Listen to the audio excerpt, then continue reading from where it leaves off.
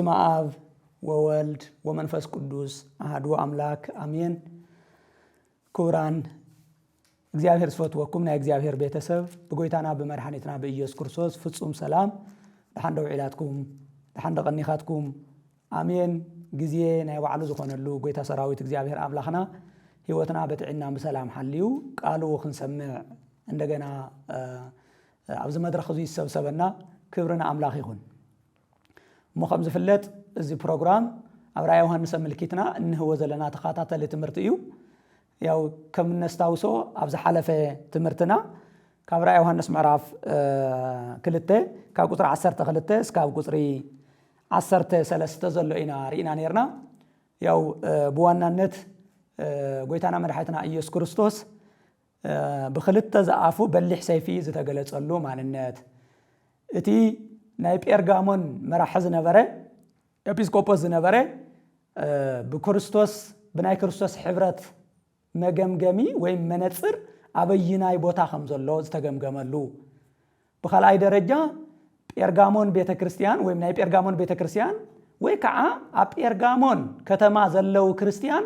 አፍቲ ናይ ሰይጣን ዙፋን ዘለዎ ቦታ ከም ዝነበሩን ካፍቲ ናይ ሰይጣን ዙፋን ዝተባሃለ ካብ ናይ አምልኾ ጣዖት ካብ ናይ ገስታት ዝምለኹሉ ቤተ መቅደስ ዝመጽእ ዝነበረ ስደትን መከራን ይቅበሉ ከም ዝነበሩ ካብአቶም ሓደ ኳስ እቲ ናይ ቤተ ክርስቲያን በዮሐንስ ፍቁረ እግዚእ ዮሐንስ ተመሪጹ ወይም ተሸይሙ ነታ ቤተ ክርስቲያን ዘመሓደር ዝነበረ አንጢጳስ ዝተባሃለ ሰማዕትነት ዝተቀበለሉ ታሪክ ኢና ነርና። ስለዚህ ለሞ አንተ ደሞ ከም ናይ እግዚአብሔር ቅዱስ ፈቃድ ሕዝውን አፍታ ኣብ ጴርጋሞን ከተማ ዝነበሩ ክርስቲያን ናብአቶም ዝተጻሓፈ መልእኽቲ ካብ ቁጥር 14 ጀሚርና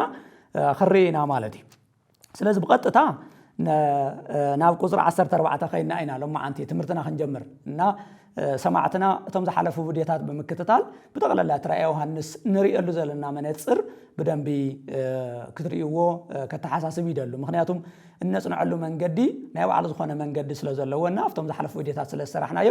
ናብአቶም መልሲልኩም ክትሪእዎ በእግዚአብሔር ስም ከተሐሳስበኩም ገልጸልኩም ይደል ማለት እዩ። ስለዚህ ናይ ለማዓን ትምርትና ካብ ራእየ ዮሐንስ ምዕራፍ 2 ካብ ቁጥር 14 ጀሚሩ ከም ናይ እግዚአብሔር ቅዱስ ፈቃድ እስከ መወዳእታ ዘሎ ናይ ጴርጋሞን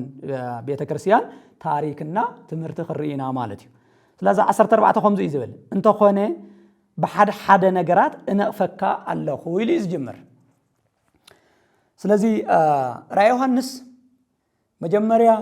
በጎይታና መድኃኒትና ኢየሱስ ክርስቶስ ማንነት ይጅምር ከም መእተዊ ካው ቀጺሉ ናይተን አብያተ ክርስቲያናት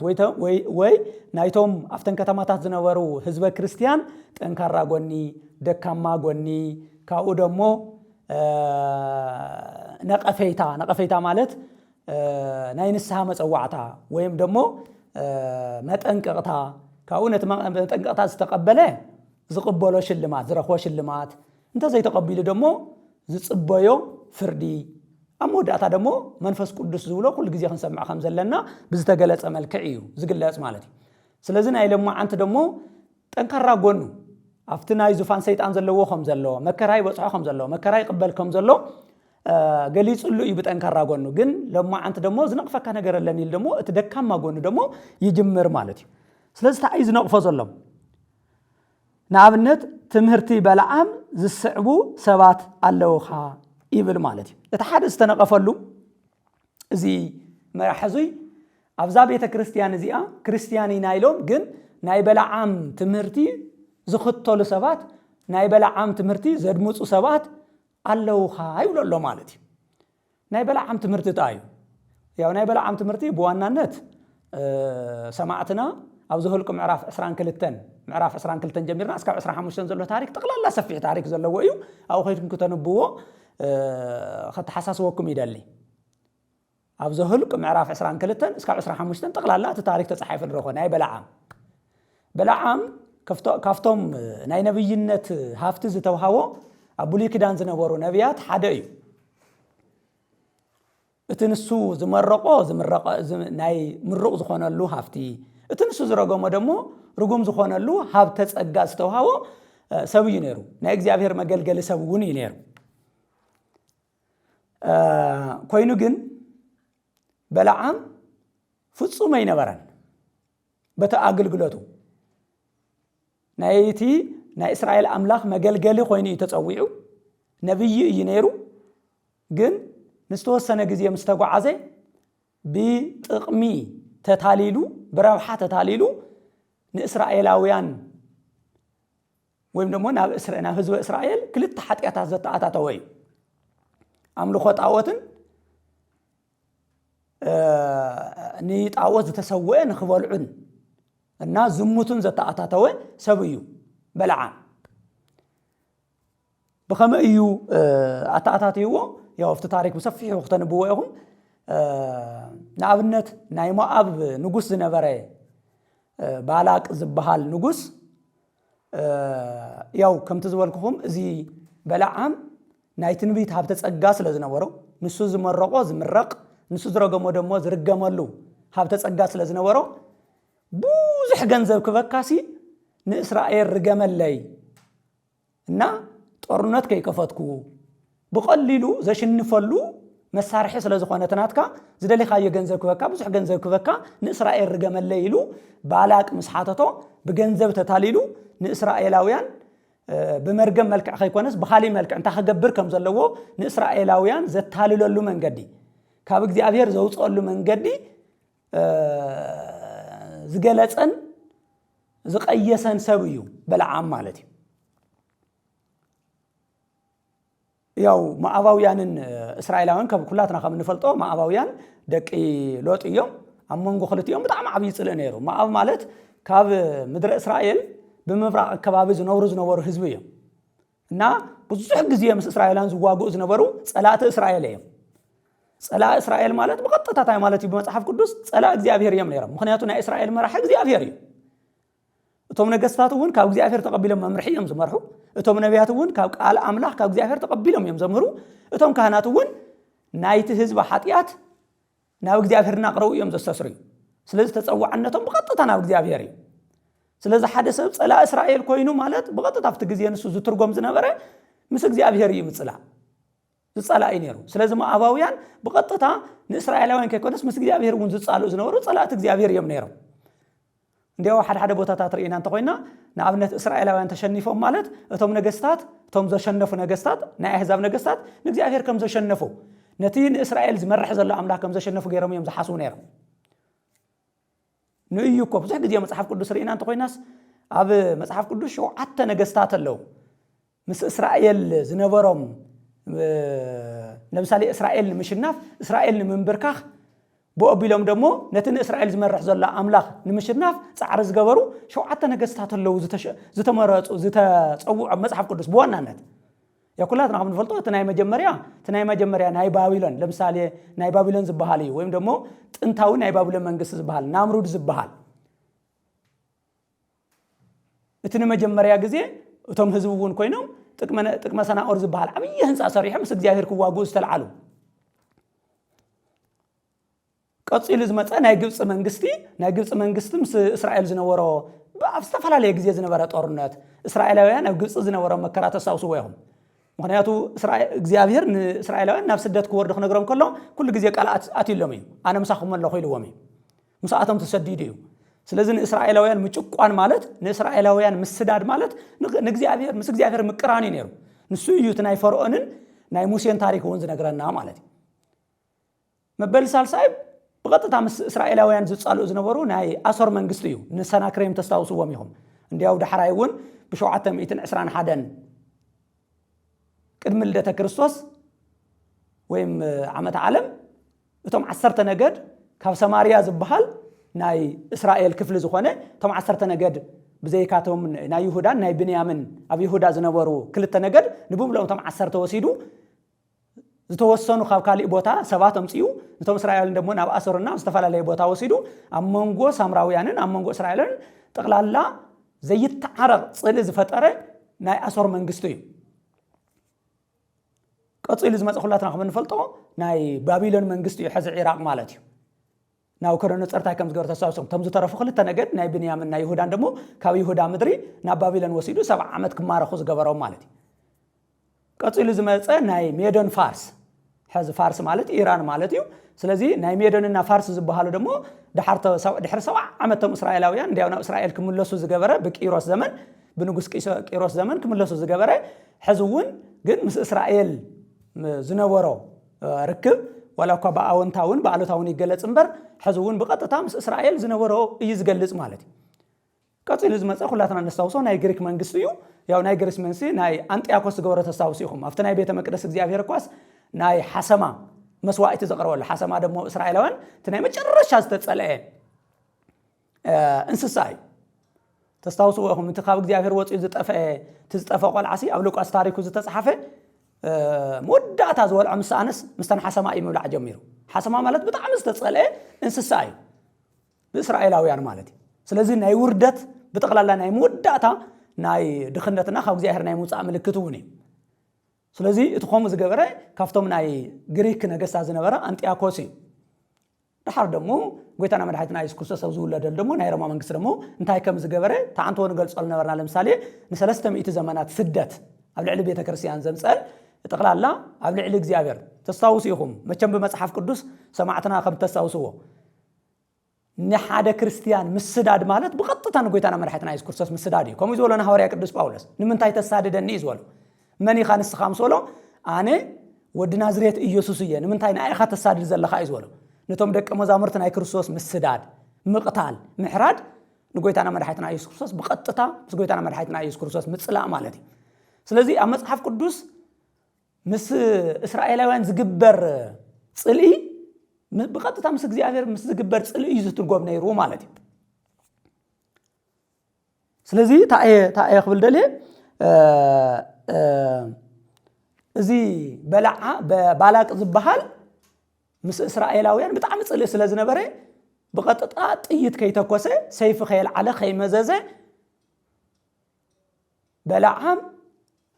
ንእስራኤላውያን ከረግመሉሞ በተ በላዓም ዝረገሞም መርገም كشنف صعرز جورليو أمونجو خلتيهم أمون بالاكن أمونجو بلعامن زنبر ركب دمو زي بمجبارو إسرائيليان بمرجامو بلعام كاب بالاك بزح جنزب كقبل مالتي ما تيم كلاتنا خم نفلت مصحف قدوس جنزب مفتاو نحاتيات سورو يئز بالهواريا قدوس باولس جنزب يكون انزبله بدن بخنا دمص يغبانا جنزب هو تغزي ابيهريو እግዚአብሔር ዛሃበና ጸጋዩ لعل እግዚአብሔር ገንዘብ መፍታው ግን አምልኮ ጣዖት እዩ ስለዚህ እግዚአብሔር ገንዘብ መፍታውሲ ሱር ናይ ኃጢአት እዩ ዝተባለ እንበር ገንዘብ ናይ ኃጢአት እዩ የተባለን ሓደ ጊዜ ምናልባት ዘይተጻፈውን ስለነትርጉም ማለት እዩ ስለዚህ ተመልከቱ በለዓም ንጥቅም ክብል እግዚአብሔር ዝሸጠ እትስተዋው ጸጋ ዝሸጠ ሰብ እዩ ስለዚህ ታይዝብል ዘሎ ጎይታና መድኃኒትና ኢየሱስ ክርስቶስ ተመልከቱ أبل على أبز حلف السرحنا يا فيديو أبي كم زل خايف اللي ييلو نجرو هذه أبير قامون بيت كريستيان أب جنزب زلوا سبعة اللو أب جنزب مسارات غيرهم أبيت كريستيان زنك أسرع عصوم مالتي نجنزب طرح نطقم خلو وين سلطان وين جنزب وين نبرت وين هافتي وين زنا نزيهم كلو أبيت كريستيان زمانهم كلو زمان على سبعة اللو سلزب أبير قامون بيت كريستيان سي كم زي اللو مالتي تملكتو أبز حلفه بيرجامون مالت ممرعو مالتي إلا نيرنا كريستوس قديفهم مس جنزب زتمرعو سبعة اللو مالتي سلازم نقفك علني ينقفك الله زم سبعتياتهم بتخكل كتقول ختمهرو ميك ألكان كتملسو ميك ألكان مساي حبرتي ولا من حبرتهم مستقم خوين الله مس جنزب خوين الله إلى يزوج سوس أزلوا مالتي يزوج نقف أزلوا مالتي اسك سمعتنا إحنا خبيت كريستيان كنا مالالس كلنا انتهي مسارات غيرنا انا نمالالس فرق እግዚአብሔር ዲና مسارات غيرنا نمالالس እግዚአብሔር ንምርካብ ዲና ንخيد ወይስ ገንዘብ ይዘማላልሰና ስልጣን ይዘማላልሰና ሀብት ይዘማላልሰና ንብረት ይዘማላልሰና ዘሎ እንታይ እዩ ሞተር ዘንቀሳቀሰና ዘሎ አውሽጥና ልቦናና ዘሎ ነገር ታዩ ሓደ ተርጓምሲ አፍቲ ጎይታና መድኃኒትና ኢየሱስ ክርስቶስ ነቶም ዝቆጸሮም ሰራሕተኛታት ወይም ደግሞ ሓደ መስርሕሲ ነቶም ሰራሕተኛታቱ ካፍቲ 12 ሰዓት ጀሚሩ ዝተቆጸረ እስከ 12 ናይ ምሸት ካብ ንጎሆ ጀሚሩ እስከ ምሸት ዝተቆጸሩስ ማዕረ ሓደ ቅርሺ ሂብዎም ይብል እናቶም ንጎሆ ዝተቆጸሩ ሙሉ መዓልቲ ስርዕ ዝዋዕሉ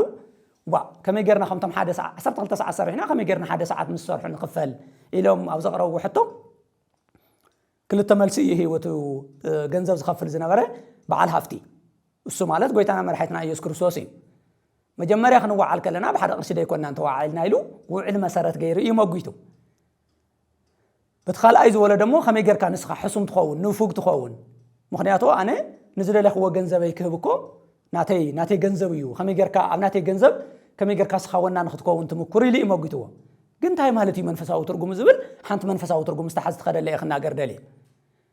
ለካታ 12 ናይ ንግሆ ዝተቆፀረ እስከ 12 ምሸትስ ህይወት ዘመኑ ብምልኡ ንእግዚአብሔር ኢሉ ከይኮነ ናብ ቤተ ክርስቲያን ዝመላለስ ናብ መንፈሳዊ ዓለም ዝመላለስ ንናይ ባዕሉ ጥቅሚ ክብል ዝመላለስ ንባዕሉ ጥቅሚ ንባዕሉ ረብሓ ስለዚህ ግደ ሓቂ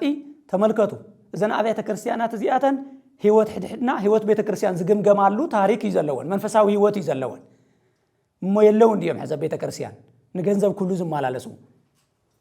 አረ ይቅረይ በለልና ነበር ብዙሕ ግዜ እንዲያው በዓል ማዓዝ ይመጽሞ ገንዘብ ክንደ ይሆን ንእክብ ደይኮናን እንብል ኣነ ስለ ዝፈለጥኩ ይሆነን ውሽጥኩም ዝናገር ዘለው ግን ይመስል በዓል ዝመጸ ቁጥሪ ለካ ከምዘብ ዝሓለፈ ምኩራብ ዘነበብናዮ ወንጌል ዮሐንስ ምዕራፍ 2 ጠቅላላ እቲ ቤተ ክርስቲያንና ዕዳጋ ይዝመስል ንግዲ ዝካየደሉ ይዝመስል ገና ምሕላፍ እስካዓት ስእን እዩ ናይ ዕዳጋ ዝመስል ማለት እዩ ወላፍቲ ውሽጣ አቲናውን ተመዛሕቱ ግዜ ነጥፎ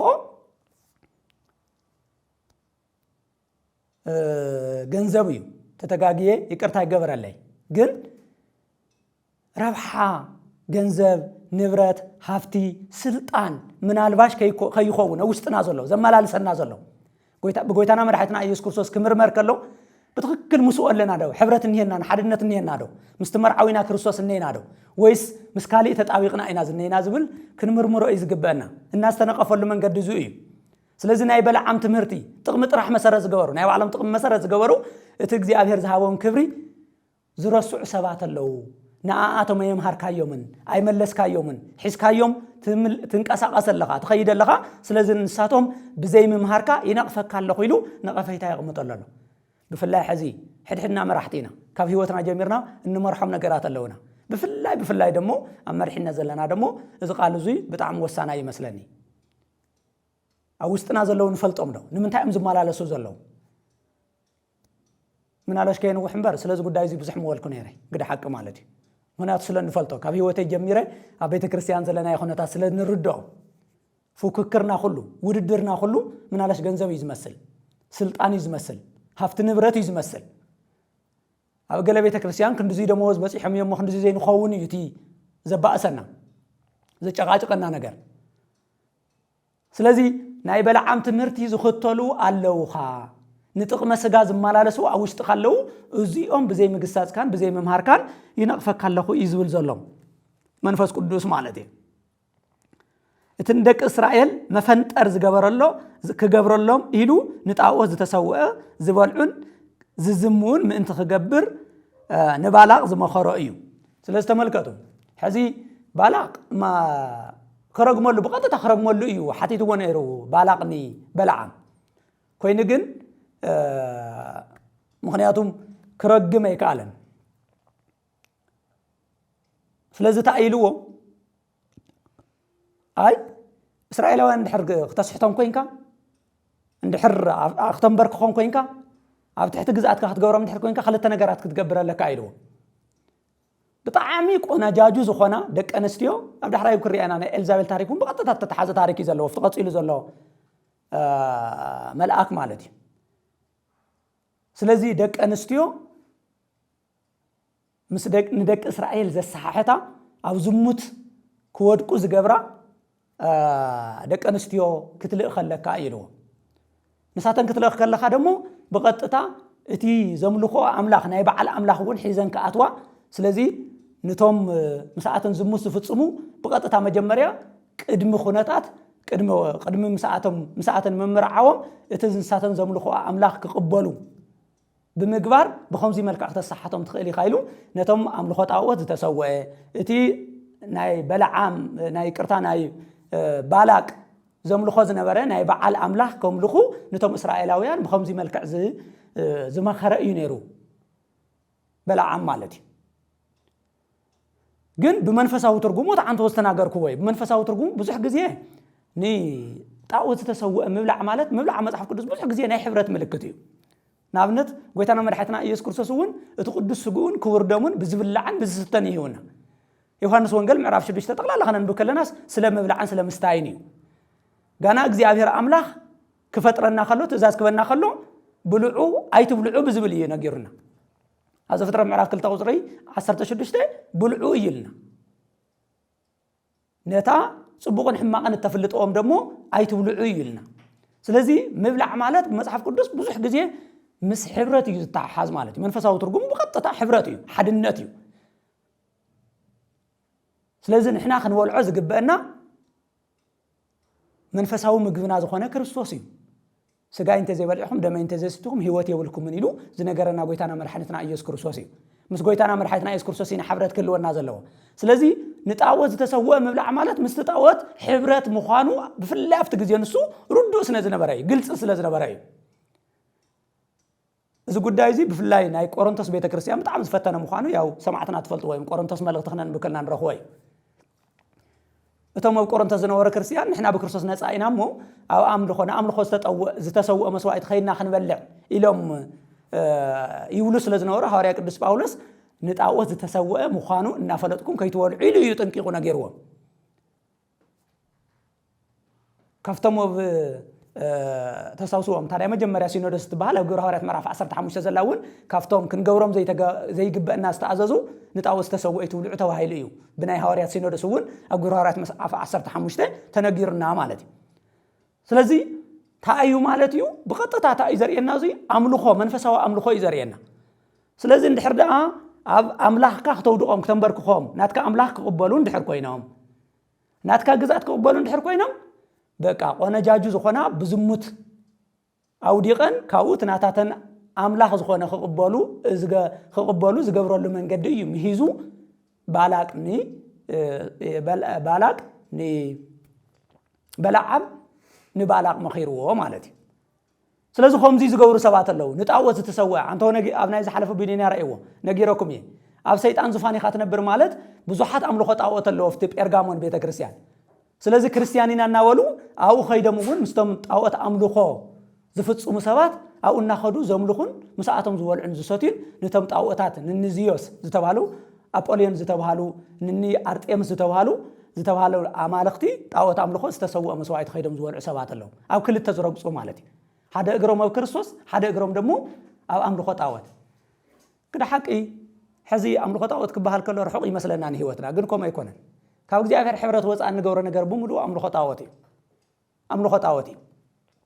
ዝሙቱን በዋናነት በመንፈሳውነቱ ካብ እግዚአብሔር ወፃይ ካብ ክርስቶስ መርዓዊና ዝኾነ ክርስቶስ ወፃይ እንገብረ ሕብረት ዘማላኸት እዩ ስለዚህ በሐፈሻ ጥቅለ ለብልና خريو ከለና ታይ ዝንቀፈሉ ዘሎ መንገድ እንድሕሪልና አፍቶም ክርስቲያን የሚለው ምስኻት መርሐም ዘለኻ ክርስቲያን ሲ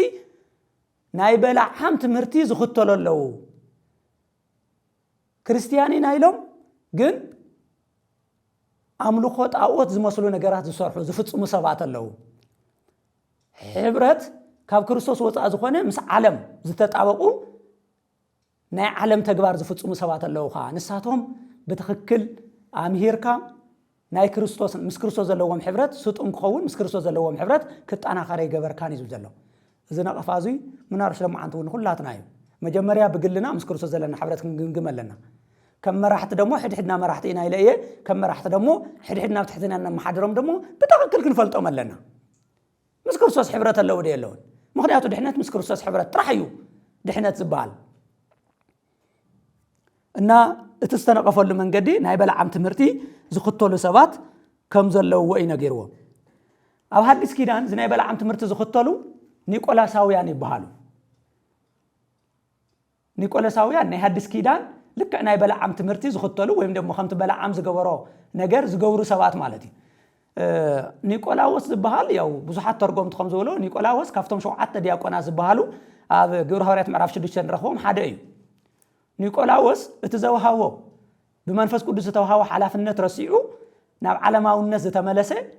لك خم ديماس مجمريا كريستياني يلو خرسنا تقبلو جن على ما ونتن كريستنا نحاوسه زخير زنبرن زمهر زنبرني سلازي لك اعتزولكم ناي بالاق ويم ناي بلعام نبالاق زنغرو تمهرتي ዝኽተሉ ዝነበረው ሓድስ ኪዳን ልክ ኒቆላውያን ዝበሃሉ እዮም ማለት ስለዚህ ኒቆላውያን ዝበሃሉ ኣብዛ ቤተ ክርስቲያን እዚኣ ነይሮም ማለት ሓደ እግሮም ኣብ ቤተ ክርስቲያን ሓደ እግሮም ኣብ ዓለም ሓደ መዓልቲ ኣብ ገንዘብ ሓደ መዓልቲ ኣብ ጎይታ ያው ኩላትና ንፈልጦ ኢና ገንዘብ ካፍቶም ጎይታ ዝበሃሉ ሓደ እዩ ንኽልተ ጎይታት ክትግዝኡ ኣይትኽእሉን ኢሉ ምስ ጎይታና ዘነጻጸሮ ገንዘብ እዩ ገንዘብ ሓደገኛ ነገር እዩ ገንዘብ ብዙሕ መልክዑ እዩ ዝግለጽ በመሰረቱ ያው من كم زولا كوي فلتن جن حدا بتعم تساعات بحالا كله جنزب كله بس ما يمنقد على زبل كواس نبيت كريستيان تعاطي بزح حساب زولا بقى خم ترى نجار نقول صلوا مالتي بزح حساب جنزب جويتو غيرون جنزب واملي خوز نبر سبال نو ينخلطو جويتات كتجزء أي تقول زبل مالتي ما أنا أتو جنزب بحال كله سوينا ترى جنزب كن حسب لنا جنزب فلفل سلطانيو فلفل أفلوتيو فلفل نبراتيو فلفل كل نجار يجنزب ገንዘብ ተሃሊ ሁሉ ነገር ንረክብ ኢሉ ዝሓስብ ሰብ ኩሉ ለለ ደሞ ግደ ሓቅ ኮኸም እዩ ብዙሕ ግዜ ጉምስ ጥልዕ ንብሎም ኮ ገንዘብ ዘለዎም ሰባት ኮይም ኣፍቲ ሓደ ግዜ ኣፍቲ ቤተ ክርስቲያን ባዕሉ ዋና ዓውዲ መከራኸሪናን ዓውዲ እንትና ኮ ሃፍቲ ዘለዎም ሰባት ኮይም ብዙሓት ሰባት ኮለው ድኻታት ስለ ዝኾና ዝርኤና ሲኢና ዝብሉ እንዲያው ኣብ ነፍሲ ኮይኖም እኳስ أنا سميع الله بزحت خمار الرامالتي نعم ده أقل ده أخون زجاجو معذري أمني فلت أنا ما أنتهك أقرأ والله زول سوات كله كم زي تهلي بتعامي زحزن زينا أيو نبيته كريستيان سلزي لعل جنزة وزخنا جويت على لنا جويت أنا خنا من اللي خزق بأنا إن زي أيو مفنتر بأرت تقيمو بلعام نبالغ نجيروا مفنتر مالتي متصادية مالتي إسرائيلوان زود كله متصاوريا ستقامت أنسيو زموت ني عملو خطأو زتسوء مبلع إنها تغمي بحفشها مالتي سلازي إجزاء أملاك كاوزي يحلونا كاوزي واتينا نبيت كريستيان كلمة خلا مسكروساس حبرات كلونا منفس قدوس كن ركب مس إجزاء أبهر كن راخب مس إجزاء أبهر زلنا حدنت بتعم صوتون خون إن خدمة زلنا نمبر نبيت كريستيان تقمن جنزبن كالوت تقمتاتن سجاو تقمتاتن مسارات غيرنا خن مالله سيجبان ازوي تنقيف زحد رأي بمنفس قدوس بكريستوس هزنا بيت كريستيان يكون كن زوج زلوا بيت كريستيان زوج ويكون زلوا كريستوس زوج زي زوج زلوا زناغر زلوا انا يكون كن زناغر زلوا قالوا يبقطتا زناغر زلوا سلاذ خلاتنا نبعلتنا خن حتى تيجبا ناي مملالسيه مخنيات تاينا بيت كريستيان إلنا مالدي نتعوز تسوء خمس والعن كم زمون من تقبر نبالغ زما خرا يويبل مالتي سلازي ازوي تنقفني كم ون نتمرتني قلاويان زسعو سبات الله خايلو تمرتني قلاويان لك عبتنا بلعام لك خمتنا بالاق بلعام نبالغ زما خرا مخري زغورو ابيت كريستيان كوينم نتقمز مالالسو حدا اقرم بعالم حدا اقرم دمو ابيت كريستيان نزنورو سبات زوكل تمرتي زمهرو زنبرو ناي بمنفس قدوس تماريصون ግን እትስተውሃውዎ ጸጋ ገዲፎም ንዓለም ዝነብሩ ሰባት ዘምህሩ ዝነብሩ እዮም ኒቆላውያንና ምናላሽ ኒቆላውያን ከይህልዎ ቤተ ክርስቲያን ክንፍትሽ ክንመርምር ይግባና ናይ በላዓም ትምህርቲ ዝኽተሉ ሰባት ከይህሉና ክንፍትሽ ይግባና ስለዚህ ዙይ ተነቂፉ ዝሓደረ እዩ ክብለኩም ደልየ ከምኡውን ቁጥር 16 ስለዚህ ተነሳህ ይዝብል ስለዚህ ጠንካራ ጎኑ ተገሊጽሉ እዩ ደካማ ጎኑ ተገሊጽሉ ስለዚህ ሐዘን አይነሳህ መጽዋዕታ እዩ ቀሪውሉ ዘሎ ማለት እዩ ስለዚህ ተነሳ ስለዚህ እንታ አይኽንሳ ታንቶ ዝበልናዮ ታኸገብረለዎ ንኣብነት መጀመርያ ዝተውሃው ሓላፍነት ዘይዋጻ ምህላው ምክንያቱ ናይ በላዓም ትምህርቲ ዝኽተሉ ኣብ ኣምልኾ ጣዖት ኣብ ዝተፋላለየ ዓለማዊ ስራሕቲ ኣብ ዝተፋላለየ مسكالي حبرت مسكرسوس كيكون مسكالي حبرت زفطرو أمانياننا زمرحم سلازلوه زم سوات زياتهم بزي ممهارون بزي مملاسون ناي كريستوس تزاز كم زفر سفليتو نام نسها من لسلوه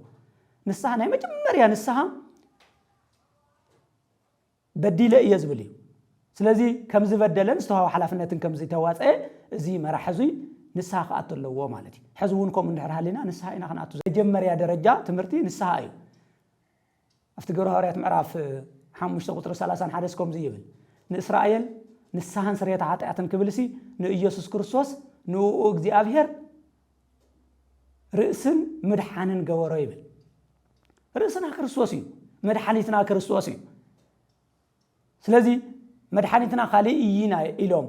مرحينا خالقينا إلهم أبيت كريستيان وستنا هلو كريستيان مسيلهم جن كريستيان زي كونوا خالي زمرحهم مسكالي حبر زفتارو مسكالي استمر عوسبات عند حر حاليهم كوينهم أي أنا حلاف النتائج توصاهن وزي جوار كوننا خجبري جبأن نيرو تخكليو سلازي كمل سلني لو نسها قاعد الله مالتي سلازي بديله يزولينا مجمر يعني نسها مويت الله خو كسر حز جبأن نسرح أي سرح خون زبل كهونا الله سلازي تنسها يزول زلهم تزاي تنسيخه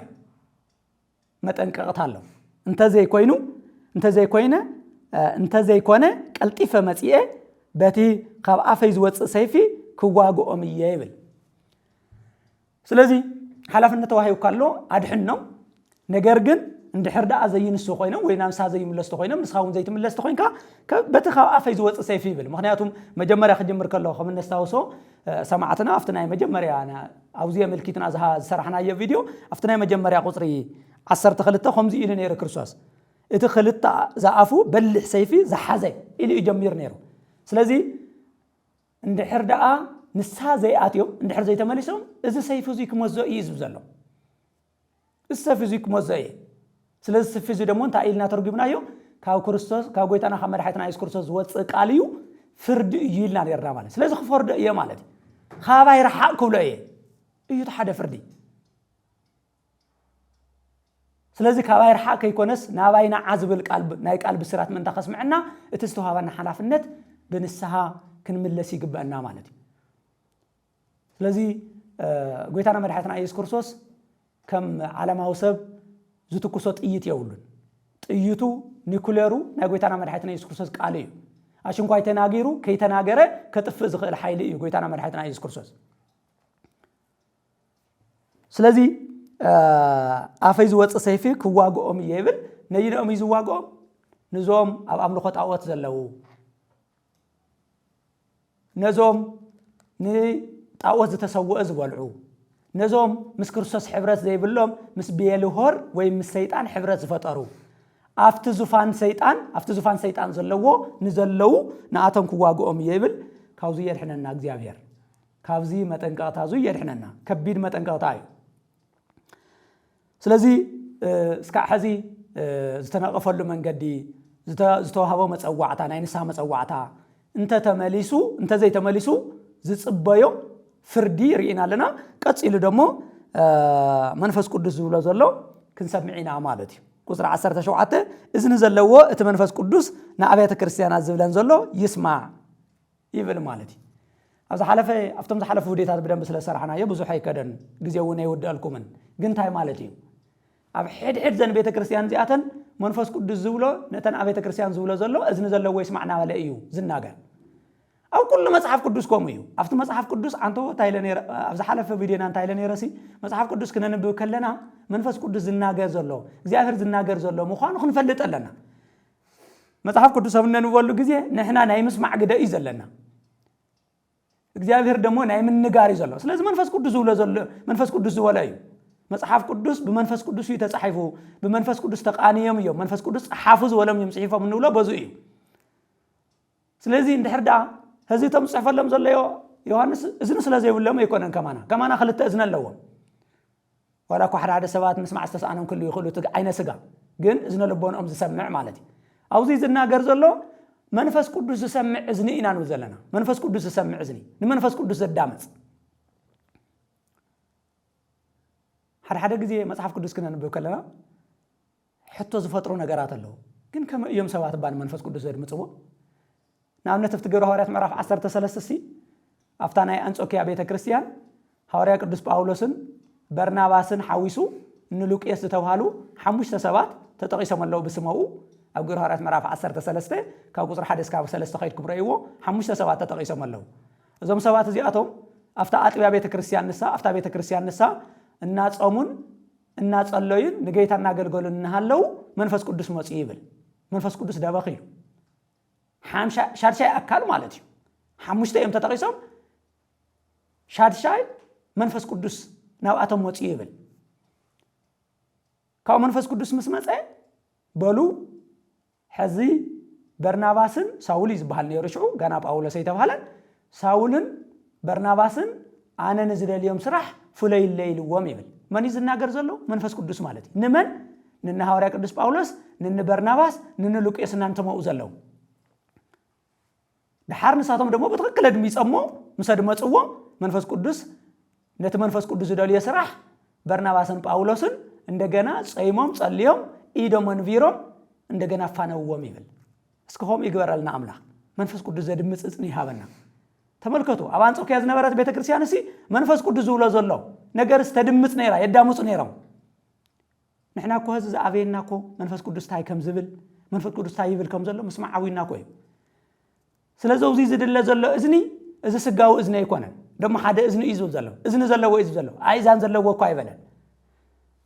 እዝኒ ዘለዎ ሲ መንፈስ ቅዱስ ነተን አብያተ ክርስቲያናት ዝብለን ዘሎ ይስማዕ ታይዲና በለ መጽዩ ሕዚ ኣብ ክልቲአን ቪድዮን አሰራሕናየን እኮ ሓዝስ ኣብ ጴርጋሞን ጥራሕ እንታይ ከም ዝበለ ክንደይ ነገር ሰሚዕና ኣለና እስከ ክንደይ ናይ ሰሚዕናየን መንፈስ ቅዱስ ሰሚዕና ክንደይ ናይ አክል ንስሓ ኣቲና አካይደና ምስ እግዚአብሔር ገርና ካፍቲን ንዓለም ምምርዓው ንገንዘብ ምምርዓው ምክንያቱ ጴርጋሞን ማለት ምምርዓው ማለት ኢልና ተርጉምና ነርና ክንደይ ናይ ወፂና ዝብል እስከ ንሕታት ቃል አምላኽ ሰሚዕኻ ኣብ ውሽጥኻ ዓቂርካ ተኺልካ ኣስቲኻ ኣለምሊምካ ፍረ ምፍራእ እዩ ገልገሊኡ ከም ውህቱ 30 ይፈሪ 60 ይፈሪ 100 ይፈሪ ፍረ ድሕር ዘይወል ግን ክቁረጽ እዩ ዝብል ክርስቶስ ኣብ ዮሐንስ ወንጌል ምዕራፍ 15 እቲ ኣባይ ዘይነብር ንሱ ክቁረጽ እዩ ዝብል ምክንያቱ መቁረጽ እዩ ምክንያት ፍረ ከፍረ ይከኣለን ኩላትና ከም ነሳውሰ ብፍላይ ኣብ ሕርሻ ከባቢነት ጠፍ ሰባት ተሃሊና ሰማዕትና ብዙሕ ግዜ ተኽል ንተክል ፍረ ንምርካብ እዩ ዋና ዓላማው ፍረ ንምርካብ እዩ ፍረ ድሕር ዘይንረኽበሉ ተኽለይ ንተክል ንምንታይ ጉልበትና ግዜና ንምንታይ ነጥፍእ ክርስቶስ ንሕና ፍረ ክነፍሪ እዩ ድሕንና ፍረ ክነፍሪ ድሕር ኮይና ደሞ ኣብቲ ወይኒ ጉንዲ ኩሉ ግዜ ክንነብር ክንክለልና ካብኡ ድሕር ተቆሪጽና ኮይና ዝተርፈና ፍርዲ እዩ ብሓዊ ምቅጻል እዩ ዝብል ስለዚህ መንፈስ ቅዱስ ኩሉ ግዜ ይናገር ኣሎ ንመንፈስ ቅዱስ ዘድምጽጽን ይሃበና ስለዚህ ናይ ክርስቶስ ናይ መንፈስ ቅዱስ ቃል እቲና ነውጾ ነገር አይኮነን ንርሶዕ ነገር አይኮነን ስለዚህ ንመንፈስ ቅዱስ ሓደ እዝኒ እዩ ዘሎ በት ሓደ እዝኒ ሰሚዕኻ በት ሓደ እዝኒ እንውጾሉ መንገዲ ክህልየውሉን ማለት እዩ እዩ ካብቲ ትርጉማት ሓደ እዝኒ ዘለዎ ዘው እዝኒ ሰሚዕ አለ ይስማ ዘንተይቤ መንፈስ ቅዱስ ለአብያተ ክርስቲያናት ዝብል ዘሎ ማለት እዩ ስለዚህ እቲ ኣብ 17 ዝተገለጽና ንሱ እዩ ቀጽሉ ኣብ መወዳእታ ሽልማት ይዘምጽእ እንድሕር ዳኣ መንፈስ ቅዱስ ንዝብሎ እንድሕር ሰሚዕና እንድሕር ዳኣ ተብላዕላይ ዝበልናየ ነገር እንድሕር ገይርና እንታይ ሽልማት ከም ጽበየና እዩ ዝናገር ስለዚህ ቁጽር 17 እዩ ዘሎ ጠቅላላ መንፈስ ቅዱስ ዝብሎን ጠቅላላ ተዝቀረበ ሽልማትን ወይም ደሞ ውህውተን ዝነግረና ማለት እዩ ነቲ ዝስዕር እዩ ዝብል እንታይ ዝስዕር ንኣብነት ዝተውሃበ ሓላፍነት ዝዋፃ ንኣብነት ጴርጋሞን ቤተክርስቲያን ብዋናነት ቤተክርስቲያን እንታይ ትጽበት ዝግበረላ ኣብታ ቤተክርስቲያን ንሳ ዓለማውነትን መንፈሳውነትን ክልቲኡ እናተሓዋወሱ ዝኸዱ ሰባት ከይህሉ ንኣምልኾ ጣዖትን ንሓዲና ንከውን ንኽእል ምክንያቱ ሐዋርያ ቅዱስ ጳውሎስ ከም ዝነገረና ንሰይጣንን ንእግዚአብሔርን በሓደ ግዜ ምግዛእ ኣይከኣልን ንገንዘብን ንጎይታን በሓደ ግዜ ኣይከኣልን ክልተ እግር እንሄኒልካ በክልተ እግር መውፃእ ከም ዘይከኣል ኩሉ ማለት እዩ ስለዚህ ታይና ከነስዕር ዘለና እዚ ነገር እዚ ክነሽንፈለና ሕብረትና ምስ ክርስቶስ መርዓዊና ክርስቶስ ምዃኑ ተረዲና ዝኾነ ይኹን ፈተና እንተመፀውን ዋላ እኳ እዛ ምድሪ እዚኣ ብዋናነት ገዛ እዚ ዓለም ዝተባሃለ ሰይጣን ናይ ሰይጣን ዙፋን ትኹን ሰይጣን ዘምፅኦም ፈተናታትን ሰይጣን ዘቀበሎም ሰባት ዘምፅዎም ፈተናታትን ብሙሉኦም ክነሽንፍ እዩ እቲ መፀዋዕታ ዝግበረልና ዘሎ እንተሲዕርና እዙይ እንተሲዕርና ንዲያብሎስን ንሰራዊቱን እንተሲዕርና ንስጋውነት ንዓለማውነት ተሲዕርና ሐዋርያ ቅዱስ ጳውሎስ ገልጽ ከሎ ፈተና በሰለስተ መልክዕ ይዝመጽእ ሓደ ዓለም ተምጽኦ ፈተና አለ ዓለም ማለት ዘያእምኑ ሰባት ዘምጽኦ ፈተና አለ ካሊ ዲያብሎስ አለ ሳልሳይ ስጋና አለ ናይ በዓልትና ማለት በዋናነት ዚኦም እዮም ስለዚህ ካብ በዓልትና ዝብገስ ፈተና ካብ ዓለም ዝብገስ ፈተና ካብ ዘያእምኑ ሰባት ዝብገስ ፈተና ከምኡውን ካብ ዲያብሎስ ዝፍተን ፈተና እንድሕር ዳኣ ሽኒፍና ሲዕርና እንድሕር ወፂና ኮይና ቀጽሉ ዝወሃብ ሽልማት ኣለና እቲ ናይ መጀመርያ ካብቲ ስውር መና ክህቦ እየ ይብል ካብ ምንታይ ክህቦ እየ ካብቲ ስውር መና እዚ ሰውር መና መን ይዙ ኩላትና ከመን ነስታውሶ እስራኤላውያን ኣብ ምድረ ባዳ 40 ዓመት ሙሉ ኣብ ዝንካራተቱሉን ያው ኣውዚው ኢሎም ናፍቲ ዝነበርዎ ዝሓድሩሉን ኣብ ዝማላስሉን ግዜ እግዚአብሔር አምላክ ካብ ሰማይ መና እናውረደ ይምግቦም ከም ዝነበረ ያው ኣብ ፍላይ ኣብ ዘጻት ምዕራፍ 16 በሰፊሑ ነንዎ ታሪክ እዩ ስለዚ ነዚ እግዚአብሔር ዝምግቦም ዝነበረ መና ንምስትዋስ ክበሃል አፍታ ታወት ውሽጢ ዝቅመጥ ሓደ መና ነይሩ እግዚአብሔር እዚ መና እዚ እናውረደ ዝህቦ ምንባሩ ዝገልጽ ማለት እዩ እግዚአብሔር ምግብ ዘይብሉ ምድረ ባዳ ምንም እኽለብ ዘይወቅሎ ደረቅ ኣብ ዝኾነ ምንም የብሉ ነብዝ በሃል እግዚአብሔር ምግብ ዝመገቦም ምዃኑ ዘስታውስሉ እዩ ማለት እዩ ስለዚ እቲ ሓደ ሕውእ መና ዝበሃል ዘሎ እዚ መና እዚ እዩ አፍታ ዙፋን ናይ እግዚአብሔር ዝኾነ ታወት ውሽጢ ዝቅመጥ ዝነበረ ማለት እዩ ስለዚ እዚ መና እዚ እዩ እምበኣር ድሓር ጎይታና መድሓኒትና ኢየሱስ ክርስቶስ እቲ ኣብ ዮሐንስ ወንጌል ምዕራፍ 6 ከምነንዎ ሓደ እስራኤላውያን በጣም ዝተሰሓሓትሉ እቲ መና ሙሴ ሂውና ነይሩ ኢሎም እዮም ኣሚኖም ምጉት ከለፍቲ ዮሐንስ ወንጌል ምዕራፍ 6 ጎይታና መድሓኒትና ኢየሱስ ክርስቶስ ሙሴ ይኮንን እቲ መና ሂብኩም ኢልዎ ካብ ሰማይ ኣነ እየ ዝሃብኩም ኢልዎ ብኻልኣይ ደረጃ ደሞ እቲ ምድረ ባዳ ትበልዕዎ ዝነበርኩም መና ግዝያዊ መና እዩ ምድራዊ እዩ ሓደ ግዜ በሊዕኻዮ እንደገና መይሳጦም ይኳ ኣምፀን ብልዕኒ ዝብል እዩ ስለዚ ሰማያዊ መና ግን ክትወልዕኒ ዝግባ ኣነ እየ ኢሉ እቲ ሰማያዊ መና ንሱ ጎይታና መድሓኒትና ኢየሱስ ክርስቶስ ምዃኑ እዩ ተርጉምዎ ማለት እዩ ስለዚ ሕውእ መና ማለት ጎይታና መድሓኒትና ኢየሱስ ክርስቶስ እዩ ሕዚ እውን ንብዙሓት ሰባት እዚ መና እዚ ዘይፈለጥዎ ሰባት ኣለዉ ቤተ ክርስቲያን እዚ መና እዚ ንዓለም ክትሰብኽ ዓለም በዚ መና እዚ ክድሕን ምክንያቱ ስጋይ ዝበልዐ ደመይ ዝሰተየ ናይ ዘለዓለም ህይወት ኣለዎ ተባሂሉ ብቃሉ ተነጊሩ ስለዝኾነ ንጎይታና ናይ ጎይታና መድሓኒትና ኢየሱስ ክርስቶስ ህይወት መና ስለዝኾነ ንዓለም እዚ መና ንዓለም ዝኾነ ጎይታና መድሓኒትና ኢየሱስ ክርስቶስ ንዓለም ክትዕድል ያ ቤተ ክርስቲያን መፀዋዕታ ስለዚ ዓርሰይ ክህወ እየ እዩ ዝብል ዘሎ ህይወተይ ክህወ እየ እዩ እቲ ሓደ ዝሽለም ማለት እዩ መቸም ልዕሊ ናይ ክርስቶስ ህይወት ካልእ የለና ንሕና ህይወት አሽንኳ ህይወት እግዚአብሔር ታናይና ህይወት እኮ መግለጽ የብልና ህይወት እዩ ስለዚህ ዓርሰይ ክገልጸሉ እዩ ዓርሰይ ክህወ እየ ማለት ጎይታና መድሓኒትና ኢየሱስ ክርስቶስ በማንነቱ ወይም ከምቲ ሐዋርያ ቅዱስ ጳውሎስ ኣብ ቀዳማይ ቆሮንቶስ ምዕራፍ 8 ቁጥር 17 ዝገለጸ ንስኻትኩም ሲብል ነቶም ቆሮንቶስ ቤተ ክርስቲያን ንኢየሱስ ክርስቶስ መዋርስቲ ኢኹም ንእግዚአብሔር ኣብ ደሞ ወረስቲ ኢኹም ይብል ስለዚህ ልክዕ ናይ ጎይታና መድሓኒትና ኢየሱስ ክርስቶስ ክብሪ ክቅበል እዩ ማለት እዩ ትሕውእ መና ዝበሃል ዘሎ ሓደ ዝተተርጎመሉ ጎይታና መድሓኒትና ኢየሱስ ክርስቶስ እዩ ብቐጥታ ምስ ዮሐንስ ወንጌል ምዕራፍ 6 ዝትርጎም እዩ ስለዚህ ሓደ ሽልማት እዚ እዩ ተዳልዩልን እዩ ነይኑ ነቲ ዘሽንፍ ኣይኑ ዘሽንፍ እተብላዕላይ ዝበልናዮ ኩሉ ካሊ እንትርፊ እቲ ዝተቀበሎ ሓደኳ ዘይፈልጦ ሓድሽ ስም ዝተጻሓፈ ጻዕዳ እምኒ እውን ክህወ እየ ይብል ስለዚህ ክልተ ሽልማት እዩ ተዳልዩ እቲ ሓደ መና ክህወ ይሕውእ መና እዩ እቲ ካልእ ደሞ እንትርፊ እቲ ዝተቀበሎ ሓደኳ ዘይፈልጦ ሓድሽ ስም ዝተጻሓፈ ጻዕዳ እምኒ እውን ክህወ እየ ይብል እዚ ጻዕዳ እምኒ ሽም ናይቲ ዝወሃቦ ዘሎ ኣካል ዝተጻሓፈ ጻዕዳ እምኒ እንታይ እዩ ዝብል ያ ብዙሕ ትርጉማት ዝተተርጎመለው በዋናነት ሐዋርያ ጎይታና መድሓኒትና ኢየሱስ ክርስቶስ ህዚ ነቶም ኣብ ጴርጋሞን ዘለው ክርስቲያን ስለዝኾነ ዝገልጸሎም ዘሎ እቶም ኣብ ጴርጋሞን ዝነበሩ ክርስቲያን ዝፈልጥዎ ሓደ ታሪክ ኣሎ ኣብ ዓለም ዝፈልጥዎ ከምቲ ዝበልና ጴርጋሞን ቤተ ክርስቲያን ብጣዕሚ ዝበልጸገት ብጣዕሚ ዝሰልጠነት ከተማ ስለዝነበረት ዓብይ ስታዲየም ኣሎ ህዚ እኳ ተረኺቡ ብቅርሲ ዓብይ ስታዲየም ኣሎ ኩዕሾ ተጻወቱሉ ዝነበሩ ካልኦት ፀወታታት ተጻወቱሉ ማለት ስለዚ ኣብ ዝኾነ ይኹን ፀወታ ተጻዊቱ ዘሸነፈ ኣካል እቲ ናይ መጀመርያ ተሸላሚ ጻዕዳ ዝኾነ ምናልባሽ ገልገሊኦም ወርቂ ዝብልዎ ማለት እዩ ህዝቡ ናብ ዓለምና ብዙሕ ግዜ ተም ሽልማት ሰለስተ እዮም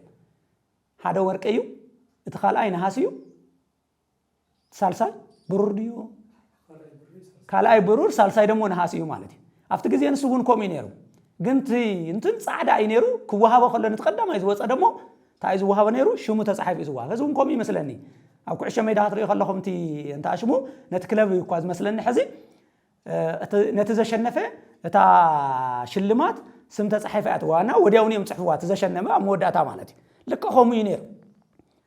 ان نتزسعر زشنف شلمات هو ايه صعدا يبل مالتي صعدا امني صعدا بزح ጊዜ መጽሐፍ ቅዱስ ናይ ንጽህና ናይ ቅድስና ናይ ምሽናፍ እዩ አፍቲ ዮሐንስ ወንጌል ምዕራፍ 6 ጎይታና መድኃኒትና ኢየሱስ ክርስቶስ ኣብ ጻዕዳ ፈረስ እዩ ተጻዒኑ ረኾ ኣብ ምዕራፍ 19 ውን ቆሙ ማለት ስለዚህ ጻዕዳ ናይ ቅድስና ናይ ንጽህና እዩ ስለዚህ ናይ እግዚአብሔር ናተይ ማንነት ክላበስ እዩ ማለት እዩ ምክንያቱ ኣብ መንግስተ ሰማያት ናይ ክርስቶስ ባህሪ ኢና ንላበስ መንግስተ ሰማያት ማለት ይብል ሐዋርያ ቅዱስ ጳውሎስ አፍቲ ሮሜ ምዕራፍ 14 መንግስተ ሰማያት ማለት በመንፈስ ቅዱስ ሓጎስ ሰላም ደስታ ይያብል ስለዚህ ናይ ክርስቶስ ሰላም ናይ ክርስቶስ ቅድስና ናይ ክርስቶስ ንጽህና ይዝረከብ ስለዚህ ጻዕዳ እምን ማለት ንሱ እዩ خلاي دمو حد ترجمت دمو من على استماسا يزمثل كالي ونيرو ناي روما دايانو او روما زنور او روما ممحدار وشط زنورو دايانو بزح غزيه حدا سب اندحر دا تخصيص قريومو نص اندحر كوينو كافتس تخصصلو نص اندحر كوينو سمو صحيفهم صعدا امنيهم تدربيلو كم زحزي نبابه يكونن زنبلو مالتي نص اندحر كوينو صعدا امني سمو صحيفهم يوم تدربيلو سلازي تخصص كالو خسي تخكلي نبرن نصا ايخا سلازي كابز خصوزي نصا ايخا إلهم يوم نصا زلقوا مالتي نحنا ون بكريستوس نصا خدكون يخوم يزلنا كابز خونه يخون بارنت كومندي زبل بكريستوس نصا خنكونسي كريستوس نصانته وصنا يزبل غلاطيا معرف 1 قطر 1 خرق خلنا معرف 5 قطر 1 مالتي غلاطيا معرف 5 قطر 1 نصا خنكون بكريستوس نصا اوصنا يزبل ስለዚህ ነጻነት ያው ከም ተዓለም ተበና ነጻነት አይኮነን ነጻነት ማለት ታ ማለት እዩ ካብ ሞት ነጻ መዃን ካብ ዲያውሎስ ነጻ መዃን ካብ ኩነኔ ነጻ መዃን ካፍቲ ካባይ ረሓቁ ዝብል ናይ መወዳእታ ፍርዲ ነጻ መዃንና ንዑና ባይ ዝብል ፍርዲ ዝውክል እዩ ዘጻዕዳ አምኒ ማለት እዩ ስለዚህ እቲ ምስሉ እዚ ትምርቱ ዙይ ምክንያቱም ሰምዕዎ ዘለው በቀጥታ ስለዝረድኦም ካብዞም ክልቲኦም ምስልታት ዙይ ከም ዝተወሰደ እዮም ቶም ተርጎም ትገሊጾሞ ምናላ ሰማዕትና ክርድኡለይ ዝግባ ሓደ ነገር ግን ኣነ እቲ ዝብሎ ዘለኹ ጥራሕ ኣይኮነን እቲ ትርጉም ናይ ራእይ ዮሐንስ ኣብ መጀመርያ እውን ተናጊርና ኢና ጋና ተተርጉሙ ዘይተወደ ብጣዕሚ ብዙሕ ምስጢር ዘለዎ እዩ ኣነ እግዚአብሔር ዝቀበለንን ታዝፈልጣን ጥራሕ ይዝናገር ዘለኹ ማለት እዩ ስለዚህ በዚ መልክዕ እዩ ጻዕዳ እምኒ ዙይ ዝግለጽ ማለት እዩ ስለዚህ ሕውእ መናኽወየ ጻዕዳ እምኒ ስሙ ዝተጻሓፈ እውን ክወየ ዝብል እዩ ሓደ ውዚ ማንንም ክፈትሖ ዘይኽእል ሓደ ነገር ተነጊሩ ኣለውዚ እቲ ወሃብን እቲ ዝወሃብን ክልቲኦም ዝፈልጥዎ ስም እዩ ዝጻሓፈፍቲ ጻዕዳ እምኒ ሕዚ እንታይ እዩ ስምና ተጻሒፈፍቲ ጻዕዳ ተልኩምኒ ኣይፈልጦን ንምንታይ እዩ ዘይፈልጦ ምክንያቱ ብዘይካት ዝተወሃወን እቲ ዝወሃብን እዮም ዝፈልጥዎ ዝስም እዚ ማለት እዩ ስለዚ ሕድሕዱ ሓድሽ ስም ኣለዎ ዝወሃቦ እዚ ሓድሽ ስም እዚ من يزفلطو اتوهاب زخونه غويتانا مدحالتنا ኢየሱስ ክርስቶስን እቲ ዝወሃብ ዘሎ አካልን ይዝፈልጦ አሽን ኮይናታትኩም ናተይ ወነ ይፈለጥኮ እንታይ ከም ዝሃበኒ ግን ከም ተቃሊ ይኾነልናሞ ከም ተቃሊ ይግበረልናሞ ሕድሕድና ሕውእ ዝኾነ መናን ስምና ዝተጻሓፎ ጻዕዳ እምኒ ነጻ ኢኹም ካብ ዲያውሎስ ካብ መርገም ካብ ኩነኔ ነጻ ኢኹም ዝብል ያው ጎይታና መድኃኒትና ኢየሱስ ክርስቶስ በቃሉ እዩ ትዝብሎ ዘሎ በቃሉ ይዝግለጽ ሕዚ እዚ ብግዙፍ መልክዕ ዝተገለጸ በእምነ መልክዕ በመና መልክዕ ዝግለጹ በቃሉ እዮም ዝግለጹ ስለዚህ አመወዳታ እቲ ክነሽንፎ ዝግበአና አሸኒፍና አመወዳታ ሕውእ ዝኾነ መናን ስምና ዝተጻሓፎ ጻዕዳ እምንን ናባይ ንዑ ዝብል ናይ ብስራት ቃልን ከስምዓና نا እግዚአብሔር ቅዱስ ፈቃድ ይሆነልና ዘነበረና ጊዜ ሁሉ እግዚአብሔር አምላክና አስተመስገነ ይሁን ሰማዕና ይሁሉ